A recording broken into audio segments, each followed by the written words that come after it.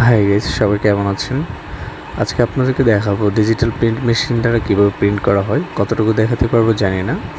আমাদের এই মেশিন দ্বারা জমজম 3 পিস, মার্শাল 3 পিস, কটন কাপড়ে যে কোনো প্রিন্টই আমাদের এই মেশিন দ্বারা করা হয়।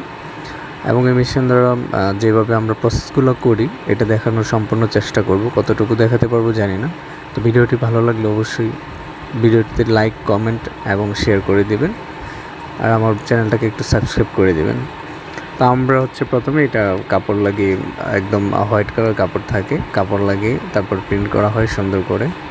তো এটা বের হওয়ার পর আরও প্রসেস আছে, সেটার জন্য যারা এগুলো বোঝেন বা জানেন আগে থেকেই, তারা জানেন যে ওয়াশ করতে হয়।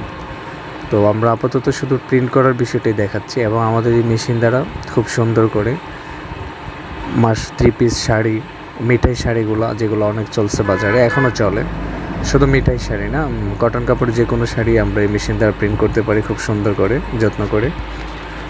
আর তারপর শার্ট, পাঞ্জাবি, সব ধরনের প্রিন্টই করা হয়। এবং যারা এই কাপড়গুলো ইউজ করেন বা বাজারে দেখেন, তারা তো অবশ্যই দেখেনি যে এই মেশিনের প্রিন্টগুলো বা প্রিন্ট করার পর কত সুন্দর দেখা যায় বা কত সুন্দর হয়।